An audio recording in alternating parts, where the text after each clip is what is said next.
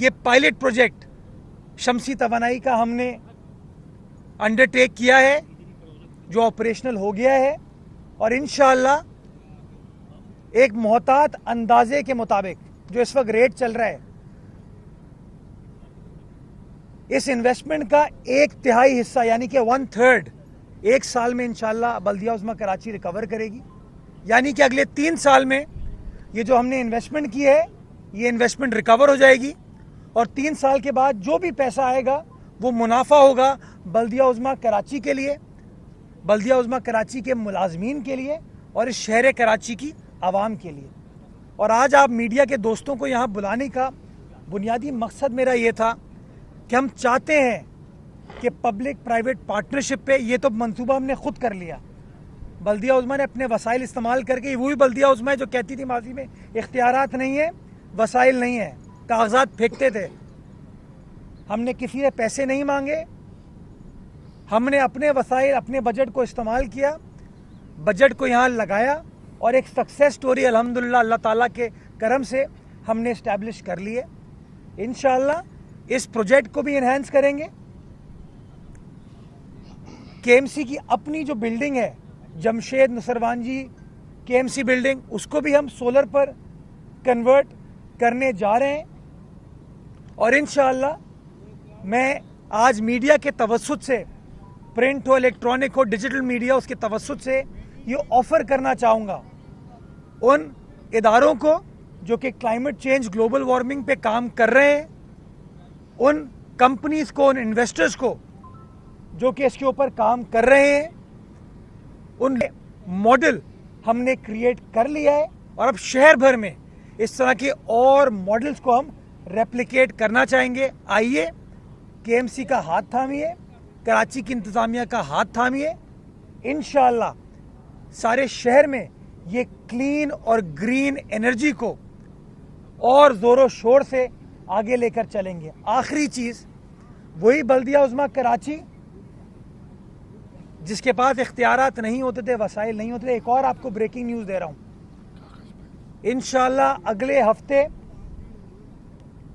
Global warming, climate change के असरात से निमटने के लिए केएमसी अपना एक ग्रीन इंडाउमेंट फंड 100 मिलियन रुपए पे स्टैब्लिश करने जा रही है। पैसे हमने मैनेज कर लिए हैं, पैसे हमने अरेंज कर लिए हैं अपने वसाइल से। उस इंडाउमेंट फंड का बुनियादी टारगेट ये होगा कि उसके पैसे से हम शहर के अंदर इन ग्रीन स्पेसेस को बेहतर बनाना चाहेंगे, इस तरह के प्रोजेक्ट्स को और मुनज़्ज़म तरीके से कैरी आउट करना चाहेंगे। और इंडाउमेंट फंड का फ़ायदा ये होता है कि वो कंपनीज और वो इदारे जो कि CSR में, कॉर्पोरेट सोशल रिस्पॉन्सिबिलिटी में, या वैसे हमारी मदद करना चाहते हैं, तो वो भी इस इंडाउमेंट फंड का हिस्सा बन सकते हैं, ताकि शहर कायद की आने वाली नस्लों के लिए एक हरा भरा सरसब्ज कराची हम छोड़ के जाएं, एक ऐसा कराची जिसके अंदर ग्लोबल वार्मिंग और क्लाइमेट चेंज के असरात जो हैं उसको हम ज़्यादा मुनज़्ज़म अंदाज से हल करने में इंशाल्लाह कामयाब हो पाएँ। इस उम्मीद के साथ कि आने वाला वक्त इस शहर कायद के लिए, शहर कराची के लिए मज़ीद बेहतर होगा। एक ऐसा कराची होगा जो कि हरा भरा होगा, पुरअमन होगा, रोशनियों का, रौनकों का शहर होगा, एक प्यारे सिंध होगा, एक प्यारा पाकिस्तान होगा। पाकिस्तान जिंदाबाद। सवाल जवाब दीजिएगा कि कितने पार्क्स हैं आप लोगों के, जहां ये जो आप इन्वेस्टर्स को मदऊ कर रहे हैं, वहाँ कितने पार्क्स हैं, कितनी आपकी जो 106 वहाँ पर कोई कैलकुलेशन है कि कितना किलोवाट एनर्जी आप लोगों को रिक्वायर्ड है पूरे शहर की शाहराहों को और ये पार्क्स को जो है वो ग्रीन एनर्जी पे? बड़ा अच्छा आपने सवाल पूछा सुलेमान। कराची में 46 पार्क हैं जो कि बल्दिया उज़्मा कराची के तहत चलते हैं। अब किडनी हिल 62 एकड़ पर है, हिल पार्क 62 एकड़ पर है, सफारी पार्क तकरीबन 132 एकड़ पर है, बाग इब्ने कासिम 134 एकड़ पर है, बीच व्यू पार्क कुछ दर्जन भर एकड़ पर है। इसी तरीके से तालीमी बाग है डिस्ट्रिक्ट सेंट्रल में, एक बाल पार्क है डिस्ट्रिक्ट सेंट्रल में, बख्तियारी यूथ सेंटर के ऊपर इस वक्त हम काम कर रहे हैं। केएमसी स्पोर्ट्स कॉम्प्लेक्स है हमारे पास, लांडी का स्पोर्ट्स कॉम्प्लेक्स हमारे पास है। कराची की 106 सड़कें हैं जिसके खंबे हमारे पास एक खंबे इस वक्त मुझे दुख होता है, उसके ऊपर लोग सियासी जमातों के अपने पैनाफ्लेक्स तो लगा देते हैं, जो फलाई इदारे हैं वो भी अपने आके मार्केटिंग की वो चीज़ें लगा देते हैं, लेकिन केएमसी जब कुछ काम करने की कोशिश करती है ताकि रेवेन्यू बढ़ सके तो कोई शख्स अदालत चले जाता है, कोई शख्स कोई और इल्ज़ाम लगा देता है। तो मैं चाहूँगा कि हम उन खंभों को भी इस्तेमाल करें, अपने ब्रिजेस को भी इस्तेमाल करें इस काम के लिए, अपने पार्क्स प्लेग्राउंड्स को, अपनी इमारतों को इस्तेमाल करें। सुलेमान 14 अस्पताल हैं हमारे पास कराची में, 14 अस्पतालों की छतें पार्किंग लॉट हाजिर है इस काम के लिए। शहर के अंदर तकरीबन कोई 450 नाले हैं। मैं तो नालों के ऊपर भी चाहूँगा, हमारे कुछ पड़ोसी ममालिक के अंदर नालों के ऊपर भी उन्होंने ये सोलर पैनल्स लगाए हैं, जिससे आप कचरे की भी चीज़ों को सिक्योर कर पाते हैं, कब्जा भी नहीं होता। इसके साथ साथ मैं एक और चीज़ कहना चाहता हूँ, कराची वाटर सीवरेज कॉरपोरेशन की जो लाइन है जो कि किंजर से कराची आ रही है, ये तकरीबन 72 किलोमीटर लंबी लाइन है। ये ज़मीन हमारी है, वाटर बोर्ड की है। उसका हमने तखमीना लगाया है कि 650 मेगावाट बिजली शमसी तवानाई के ज़रिए या हवा के ज़रिए पैदा हो सकती है। और मैं ये पिच करना चाह रहा हूँ आइडिया कि अगर 650 मेगावाट हम सस्ती और अच्छी बिजली पैदा करने में कामयाब हो पाते हैं तो आप सोचें कि कराची वालों को सस्ती बिजली हम देने में कामयाब हो पाएंगे। आज जो हमारे कराची वालों का सबसे बड़ा मसला है कि बिल इतने महंगे हो गए हैं। मैं तो चाहूँगा कि इस तरह के प्रोजेक्ट्स को हम और एक्सपेंड करें ताकि जहां हमारे कराची के इदारों के बिजली के अखराजात हैं वो कम हों, बट उसके साथ साथ जो लोगों को अगर हम कोई इसके अंदर सब्सिडी दे सकें, इससे बेहतर खिदमत नहीं हो सकती। आप जानते हैं बिलावल साहब ने अपने मंशूर में, पीपल्स पार्टी ने अपने मंशूर में ये कहा है कि हम बिजली के मुफ्त यूनिट लोगों को देना चाहेंगे। तो इंशाल्लाह अब हुकूमत बन जाएगी। मैं सिंध गवर्नमेंट से भी रुजू करूंगा ताकि सिंध हुकूमत और केएमसी मिलकर इस इशू के ऊपर काम करें ताकि हम अपनी कैपेसिटी को और मजीद बढ़ा सकें और ये सस्ती साफ़ सुथरी बिजली अपने शहर वालों के लिए मैसर कर सकें। अच्छा मेयर साहब, ये बताइएगा, आपने बिलावल भुट्टो जरदारी के मंशूर की बात की है, लेकिन इस वक्त हम देख रहे हैं कि पीटीआई ने भी कहा कि वो हुकूमत में नहीं जाना चाहते, अपोजिशन में बैठना चाहती है पीटीआई। मियां साहब भी कल रात से यही बातें चल रही है कि वो भी हुकूमत लेने में कोई दिलचस्पी नहीं रखते, हालांकि उन्होंने अपने वजारत उस्मा के उम्मीदवार का भी अनाउंसमेंट किया है। अगर ये पीछे हटते हैं तो क्या पाकिस्तान पीपल्स पार्टी हुकूमत बनाने में कोई दिलचस्पी रखती है? देखें, हर सियासी जमात हुकूमत बनाना चाहती है। मुझे हैरत होती है कि दुनिया की सियासी तारीख में इसकी मिसाल नहीं बनेगी कि जो लोग अपने आप को कहते हैं कि हम नंबर 1 पार्टी हैं इस वक्त पाकिस्तान के, वो कहते हैं हम हुकूमत नहीं बनाना चाहते। जो दूसरे नंबर पे हैं, जिसने अपना वजीर आज़म भी अनाउंस कर दिया, वो भी कहते हैं हम हुकूमत नहीं बनाना चाहते। ये शो होता है कि इनके पास कोई प्लान ही नहीं था मसाइल को हल करने के लिए। पीपल्स पार्टी ने अग्रेसिवली अपनी कैंपेन की पाकिस्तान भर में। बिलावल साहब को सीसी ने बहैसियत वज़ीर आज़म अपना उम्मीदवार नामज़द किया, लेकिन बदकिस्मती के साथ चूँकि वोटों के वो नंबर पीपल्स पार्टी की शक्ल में नहीं आए, तो बिलावल साहब ने उसूली मौक़िफ़ इख्तियार किया कि चूँकि मैं नंबर 1 सियासी जमात नहीं हूँ, तो मैं जिनके वोट मुझसे ज़्यादा हैं मैं उनको सपोर्ट करना चाहूँगा। और इससे बेहतर ऑफ़र हो नहीं सकती कि यार मुझे वजारतें भी तुमसे नहीं चाहिए, मैं तुम्हें सपोर्ट प्रोवाइड करूँगा कि तुम हुकूमत बनाओ। इससे ज़्यादा मुस्बित सोच क्या हो सकती है? हमारी तो जब हुकूमत बनती है तमाम लोग खड़े हो जाते हैं हमारे ख़िलाफ़ बात करने के लिए। तो मुझे लगता है कि इन तमाम सियासी जमातों की कलाई खुल गई है कि इनके बस की बात नज़र नहीं आ रही कि पाकिस्तान जिन मसाइल के भंवर में फंसा हुआ है उससे उनके अंदर कैपेसिटी नहीं है निकालने की। मैं आज भी कहता हूँ कि जो आसिफ अली जरदारी साहब ने बात कही थी कि पाकिस्तान को इन मुश्किलात से निकालने के लिए सारी सियासी जमातों को यकजा होना पड़ेगा। कुछ सालों के लिए हमें ये अंडरस्टैंडिंग पैदा करनी होगी कि सियासत नंबर 2 है, पहली चीज़ ये रियासत है, ये पाकिस्तान है, पाकिस्तान की आवाम है। और मैं समझता हूँ इस सोच का फुकदान है कुछ सियासी जमातों में। अल्लाह करे उनके अंदर ये सोच डेवलप हो जाए कि अपनी ज़ात से आगे भी सोचना चाहिए, जमहूरियत और जमहूर का सोचना चाहिए कि कैसे लोगों की खिदमत की जा सकती है। हमने हमेशा अपनी काविशों से इस बात को शो किया है, आज भी हम ये चीज़ करने को तैयार हैं। अच्छा मुर्तज़ा भाई, ये बताइएगा, कराची के पेडिस्ट्रियन ब्रिज हैं, उन पर अभी भी सियासी जमातों का कब्जा दिखाई देता है, जगह जगह बैनर्स आवेजा हुए हैं, उसकी रोकथाम के लिए क्या इक़दाम उठाए? यार मैंने इतनी बार वो झंडे भी हटाए हैं, वो पैनाफ्लेक्स भी हटाए हैं, लेकिन इतने ढीठ है माशाल्लाह एक साहब कि बार बार आ जाते हैं। अभी भी रास्ते में मैं आ रहा था तो उनके झंडे लगे हुए नज़र आ रहे थे। सर एक मिनट, अभी मैं कर लूँ ज़रा साफियत। तो थोड़ा सा यार उनसे सवाल पूछ लें कि उनको क्यों इतनी नफ़रत है इस शहर से, उनको क्यों इतनी नफ़रत है इस शहर के इंफ्रास्ट्रक्चर से, या इतनी क्यों मोहब्बत है उनको अपने आप से। थोड़ा सा चीज़ों को ठीक कर लें। ये हम सबका शहर है। मैं चाहता यहाँ आने से पहले झंडे होते, मेरे पीछे मेरा झंडा लगा हुआ होता, या नारेबाजी हो रही होती। यार सियासत से बालातर होकर आवाम की खिदमत का सोचें, आवाम के मसाइल को हल करने का सोचें। मैं भी चाहूँ रोज़ आपसे गुफ्तगू करूँ और बताऊँ फ़लाँ चोर है, डाकू है, फ़लाँ ख़राब है। मैं जब आपसे गुफ्तगू करता हूँ किसी न किसी प्रोजेक्ट के हवाले से करता हूँ। सलमान आपसे गुफ्तगू करता है किसी प्रोजेक्ट के हवाले से करता है कि हम क्या काम कर रहे हैं, और वो हमेशा आपसे गुफ्तगू करते हैं कि कोई काम नहीं हो रहा शहर के अंदर। तो लोगों को अपनी सोच को तब्दील करने की ज़रूरत है। हम तो नेक नियति के साथ आगे बढ़े और मैं पूरी उम्मीद हूँ इंशाल्लाह कि नेक नियति इंशाल्लाह परवान चढ़ेगी। जी जी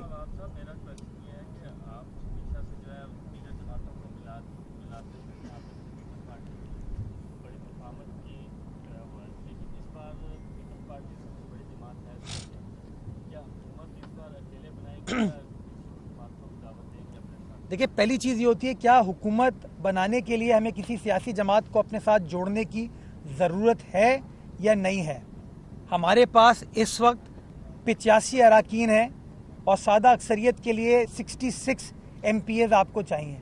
हम 2/3 मेजॉरिटी के साथ तकरीबन जीते हैं, जो हमारे सिंबल पर लोग जीते हैं। ये आज़ाद लोग नहीं हैं, ये तीर के सिंबल पर जीते हैं। तो नेचुरली पहला हक हुकूमत बनाने का हमारा है। अगर कोई सियासी जमात अनकंडीशनली हमारे साथ आना चाहती है वो बेशक आए, जैसे हमने ऑफ़र की हुई है यार कि हम नून लीग के उम्मीदवार को सपोर्ट करें, कोई वजारत नहीं मांगेंगे। मुल्क के सर थोड़ा सब्र, जी थोड़ा सब्र की कमी है इस मुल्क में अनफॉर्चुनेटली। तो गुजारिश मेरी ये है कि पीपल्स पार्टी गवर्नमेंट फॉर्म करेगी और अच्छे सियासी जमहूरी माहौल के लिए हम हर किसी को साथ लेकर चलने की कोशिश करेंगे। अभी भी आप देखें इलेक्शन हो गया, वो साहब जो अपने आप को कराची का बेटा कहते थे और मुझे वडेरा, इसको वडेरा कहते थे, बाकी लोगों को सिंध के वडेरे कहते थे, वो है जामशोरो जाके उन्होंने क्या किया है, अभी किसकी औताक में बैठे हुए थे। तो ये जो अफरा तफरी की सियासत है ना, जब इंतखाब आप हार जाते हैं, इंतखाब की सुबह तक आप कह रहे होते हैं मैं जीत रहा हूँ, और जब आपको मैंडेट नहीं मिलता तो आप कहते हैं यार ये गलत है। इसी तरीके से मैं PTI के दोस्तों से पूछता हूँ, ये जो और चीज़ें भी चल रही हैं, खैबर पख्तूनख्वा में इंतखाबात ठीक हुए हैं क्योंकि वहाँ से वो जीत गए। पंजाब में जिन जिन जगहों से वो जीत गए वहाँ इंतखाब ठीक हुए हैं, लेकिन सिंध में इंतखाबात ठीक नहीं हुए। ये कैसे हो सकता है? मौलाना फजलुर रहमान कह रहे हैं कि खैबर पख्तूनख्वा और बलूचिस्तान में मेरा मैंडेट छीना गया है मुझसे। तो वहाँ से कौन जीता है? खैबर पख्तूनख्वा से PTI के आज़ाद उम्मीदवार जीते हैं। यानी कि वो जो आपस में बात कर रहे हैं डीप डाउन इनसाइड तो इल्ज़ाम तराशी एक दूसरे के खिलाफ कर रहे हैं वो। इसी तरीके से कल मैं वो जो एक दीनी इज्तिमा देख रहा था जामशोरों में, सिंध की आवाम ने पहली बार रिजेक्ट थोड़ी किया उनको यार। आप 2008 के बाद से देख लें, उनकी सीटों में तवातुर के साथ कमी आई है। 2002 में कितनी थी, 2008 में कितनी थी, फिर 2013 में कम हुई मजीद, 2018 में और मजीद कम हो गई, और 2024 में 2 सीटें उनकी रह गई।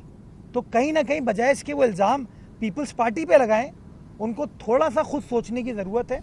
मैं पीर साहब का बड़ा एहतराम करता हूँ। पीर साहब ने अपनी कल की तकरीर में खुद कह दिया कि मैं तो कैंपेन के लिए निकला ही नहीं।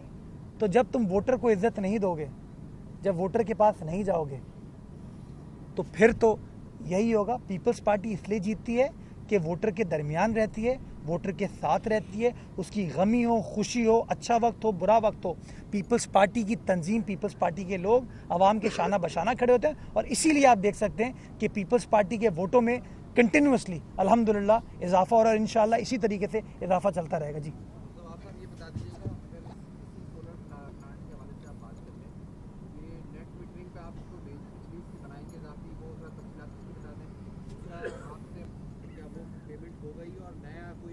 मैं दो क्वेश्चन आपने देखें, ये मैं इसके नंबर्स इसलिए शेयर नहीं कर रहा, मैं नंबर शेयर करूंगा कल को मेरे ऊपर इल्ज़ामात शुरू हो जाएंगे। जैसे डील फाइनल हो जाएगी वो डील की तफसीलात मैं आपसे शेयर कर लूंगा। बट हाँ, इस बिजली को हम के इलेक्ट्रिक को बेचेंगे, नेट मीटरिंग के जरिए बेचेंगे। जो मोहतात अंदाजे के मुताबिक मैंने आपको बताया कि 2 करोड़ की इन्वेस्टमेंट हुई हमारी है और 1/3 हर साल रिटर्न होगा हमें, यानी कि 3 साल में जो इन्वेस्टमेंट है वो हमारी रिकवर हो जाएगी। दूसरी बात जो आपने पीएसओ के हवाले से कही, सिर्फ पीएसओ नहीं बल्कि और ऑयल मार्केटिंग कंपनी से हमारी सेटलमेंट हो गई है। पीएसओ ने सबसे पहले वो पेमेंट की, तकरीबन 24 करोड़ रुपए की पेमेंट पीएसओ की जानिब से आई, जिसके लिए मैं उनका तहे दिल से ममनून और मशकूर हूँ। इसी तरीके से और कुछ ऑयल मार्केटिंग कंपनीज हैं, उनने मज़ीद हमें पेमेंट की है। तकरीबन कोई 40 करोड़ की रिकवरी हमारी हो चुकी है और मज़ीद 10 करोड़ की रिकवरी आइंदा चंद रोज़ में या चंद हफ्ते। हमने टारगेट रखा था 500 मिलियन की रिकवरी का, वो अल्हम्दुलिल्लाह हम टारगेट अपना अचीव कर जाएंगे, उसमें टारगेट तक हम इंशाल्लाह पहुंच जाएंगे। और इंशाल्लाह ये भी प्रोजेक्ट उस पैसे से इस्तेमाल नहीं किया है मैंने, वो पैसे भी मौजूद है। इंशाल्लाह उसके ऊपर इंफ्रास्ट्रक्चर की बेहतरी और बहाली के काम इंशाल्लाह बल्दिया उज़्मा कराची अंडरटेक करेगी।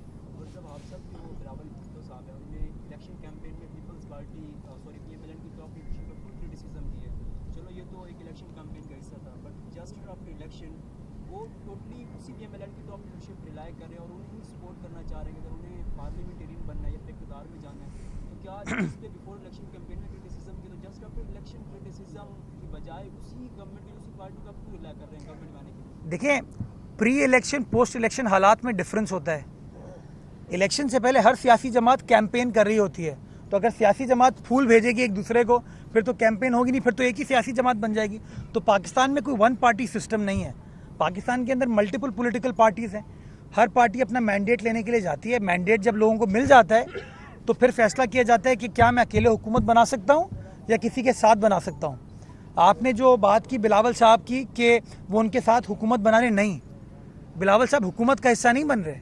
बिलावल यस, अब मेरे पास अगर नंबर नहीं है तो मैं क्या करूँगा? क्या पाकिस्तान एक और इलेक्शन का मुतहम्मिल हो सकता है इस वक्त? क्या करें, अभी असेंबली को हम ख़त्म कर दें?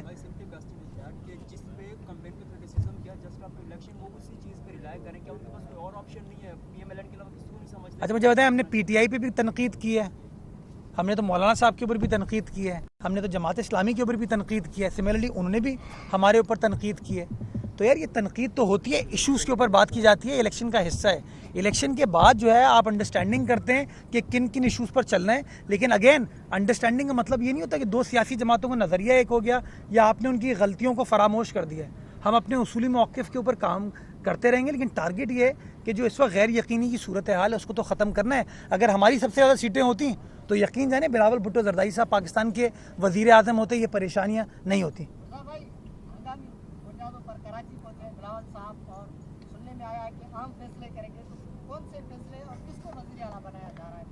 नहीं, बिलावल साहब हंगामी बुनियादों पर नहीं है, नॉर्मल जहाज़ के अंदर ही आए थे जिस तरह आते हैं वो तो। और ठट्टा में उनका जलसा है गालिबन कल, तो नेचुरली जलसे के लिए तो आना पड़ेगा उनको। हम तो उन लोगों में से नहीं है जो टेलीफोन पे खिताब करें या स्काइप पे खिताब कर लें। हम तो अवामी लोग हैं, अवाम के दरमियान रहते हैं, इसलिए बिलावल साहब आए और इंशाल्लाह ठट्टा की आवाम से अवामी इशूज़ के ऊपर बात की जाएगी। ठट्टा की आवाम का शुक्रिया अदा किया जाएगा कि आपने किस भरपूर अंदाज से पाकिस्तान पीपल्स पार्टी को कामयाब कराने में अपना किरदार अदा किया। इंशाल्लाह सिंध में ना कोई हंगामा है, ना कोई अफरा तफरी है, सिंध के अंदर स्टेबिलिटी है और इंशाल्लाह स्टेबिलिटी का फ़ायदा सिंध की आवाम को होगा। बाकी जिन लोगों को थोड़ी सी मिर्ची लगी हुई है वो अपने दीनी इज्तिमात या फलाही इज्तिमात या रूहानी इज्तिमात वो जारी व सारी रखें। हम अपने सियासी और ख़िदमत पर मबनी इज्तिमात जारी व सारी रखेंगे। बहुत शुक्रिया, थैंक यू।